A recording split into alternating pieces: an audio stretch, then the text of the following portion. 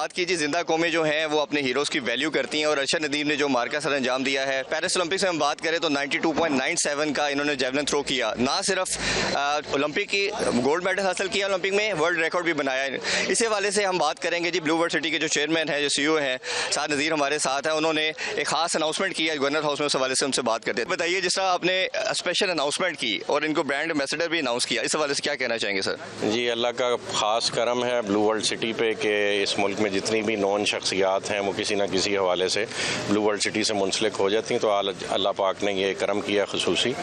کہ جو 40 سال بعد پاکستان کو سونے کا تمغہ ملا اور جس شخصیت کو اللہ پاک نے یہ اچیومنٹ حاصل کرنے کا موقع دیا وہ آج بلو ورلڈ سٹی کا حصہ بن گئے۔ ہم ایک پروجیکٹ ہے، فرید باجوہ صاحب ہیں پروجیکٹ ڈائریکٹر ہیں لیجنڈز انکلیو کے،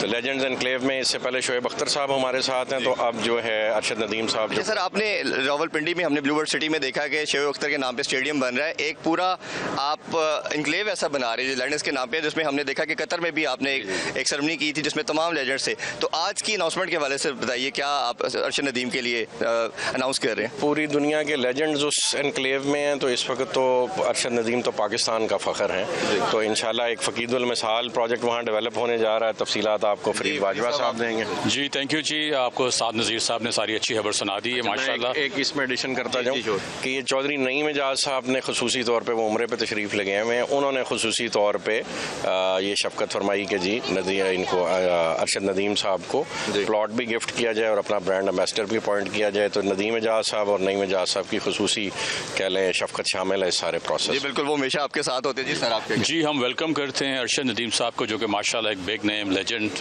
ان پاکستان، اینڈ ان کو ہم legends enclave at blue world city کو ویلکم کر رہے ہیں، اینڈ انشاءاللہ آنے والے وقتوں میں ہم آپ کو بہت ساری اچھی خبریں دیں گے بلو ورلڈ سٹی کے پلیٹ فارم سے، اینڈ لیجنڈز انکلیو میں ارشد ندیم کا آنا ایک بہت بڑا سنگ میل ہے، اینڈ میں سعد صاحب کو مبارکباد پیش کرتا ہوں، ندیم صاحب کو، نعیم صاحب کو، اینڈ پوری ٹیم بلو ورلڈ کو، اینڈ انشاءاللہ ود ارشد ندیم صاحب ہم کوئی بڑے اچھے کام کرنے جا رہے ہیں for athletics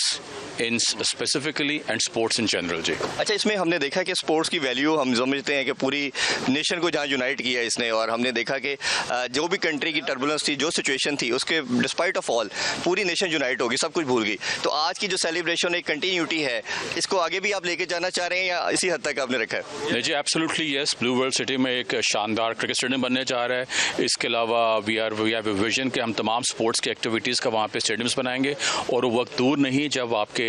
international matches blue world city میں ہوں گے، آپ کے اس طرح کی اسپورٹنگ ایکٹیویٹیز جس میں ارشد ندیم کے آنے کے ساتھ ہم ان کی ہیلپ سے ہم وہاں پہ جو ٹریک اینڈ فیلڈ اور جو باقی ایتھلیٹکس ہیں ان کی ساری اسپورٹنگ فیسلٹیز، اور انہی کی سربراہی میں انشاءاللہ ہم تمام کوچنگ فیسلٹیز آ کے ارشد ندیم کی طرح کے 100 اور ارشد ندیم پیدا ہوں اس ملک میں۔ صاحب ہم نے دیکھا کہ دین کی بات ہو، کوئی بھی معاملہ ہو، سب سے پہلے ہم آپ کو اپ فرنٹ دیکھتے ہیں، اور اسپورٹس کی جو ویلیو ہے دو چیزیں ہم نے دیکھی ہیں، ایک تو پوری جتنی بھی کنٹری کی سچویشن تھی، جو ٹربولنس تھی، ڈسپائٹ آف آل پوری نیشن یونائٹ ہوگی، اور ہم نے دیکھا کہ اسپورٹس کے لیے آپ کا ایک بڑا خاص رول رہا ہے۔ ہم نے شعیب اختر کے حوالے سے بات کی، دوسرے لیجنڈس کے حوالے سے بات کی، آگے فیوچر ہماری آنے والی نسلوں کے لحاظ سے آپ کیا سمجھتے ہیں کہ اس کی امپورٹنس کو دیکھتے ہوئے جہاں دنیا میں ہماری ریکگنیشن ہو رہی ہے، دوسری طرف ہمارا ساتھ ساتھ ہم دیکھ رہے ہیں کہ نیشن پوری یونائٹ ہو رہی ہے، تو آپ کا کیا اس پہ میسج ہوگا؟ دیکھیں عرفان بھائی، اسپورٹس جو ہے نا اس میں لوگوں کی موجودگی اور پارٹیسپیشن پوری دنیا میں ریفلیکٹ کرتا ہے ایک علاقے کی، ایک خطے کی خوشحالی۔ جی اس وقت امریکنز اور چائنیز اولمپکس میں ٹاپ کرتے ہیں، تو وہ کیوں کرتے ہیں؟ کیونکہ وہاں اتنی فیسلٹیز اویلیبل ہیں کہ ان کے پورے ملک سے جو ڈیزرونگ ایتھلیٹس ہیں ان کو ٹریننگ کے مواقع ملتے ہیں، اور پھر وہ وہاں جا کے انٹرنیشنل فورم پہ پرفارم کرتے ہیں۔ تو ہیلدی ایکٹیویٹیز اور اسپورٹس ایکٹیویٹیز ریلیجن میں بھی مباح کے ایلیمنٹ میں آتی ہیں، اور ایک ذاتی دلچسپی کے تحت بندہ ان کو کر سکتا ہے، اور ایز اے نیشن کو ہیلدی رکھنے کے لیے اس طرح کی ایکٹیویٹیز جو ہیں وہ آپ نے جنریٹ کرنی ہوتی ہیں تاکہ ڈسپلن اور ہیلدی ایکٹیویٹیز ملک میں جاری رہیں۔ تو انشاءاللہ پاکستان کا بھی فیوچر اس حوالے سے برائٹ ہے۔ یہاں پہ ارشد ندیم صاحب کی صورت میں میں سمجھتا ہوں بہت سارے ینگسٹرز جو ہیں ان کو دیکھ کے اس وقت اپنے لیے انسپریشن کے طور پہ لیں گے اور انشاءاللہ اس میں ایکسل کریں گے. گورنمنٹس کا کام یہ ہے کہ ان کو فیسلٹیز اور انیبلنگ انوائرمنٹ پرووائڈ کریں, تو وہ انشاءاللہ امید ہے کہ پاکستانی حکومت اور یہ جو ریفارمز کی گفتگو ہو رہی ہے پورے ملک میں اور سارے ادارے کر رہے ہیں, تو انشاءاللہ اس کے تحت یہ وقوع پذیر ہوگی اور انشاءاللہ پاکستان سپورٹس کی فیلڈ میں بالکل. جیسا سعد صاحب نے فرمایا جی کہ جیسا پرائیویٹ سیکٹر کی بات کریں, کارپوریٹ سیکٹر کی بات کریں, یہ اپنا رول تو پلے کر رہے ہیں, بٹ ہم یہ ہمیشہ کہتے ہیں کہ as a biggest stake holder government کو چاہیے کہ وہ اپنی پرائرٹی کے رکھے. اور اس طرح جیپنیز سینگ بھی بڑی فیمس ہے کہ جن ملکوں کی کھیل آباد ہوتے ہیں جی, ٹھیک ہے, ان کے ہسپتال ویران ہوتے ہیں. تو ہم نے یہ چیز کرنا ہے ایز اے نیشن. جس طرح کرکٹ ہاکی میں ہم نے گلوری حاصل کی, اب ہم دیکھ رہے ہیں کہ ایک ایسا ایتھلیٹ ہمارے سامنے آیا جو پوری نیشن کو ہوپ پرووائڈ کر رہا ہے.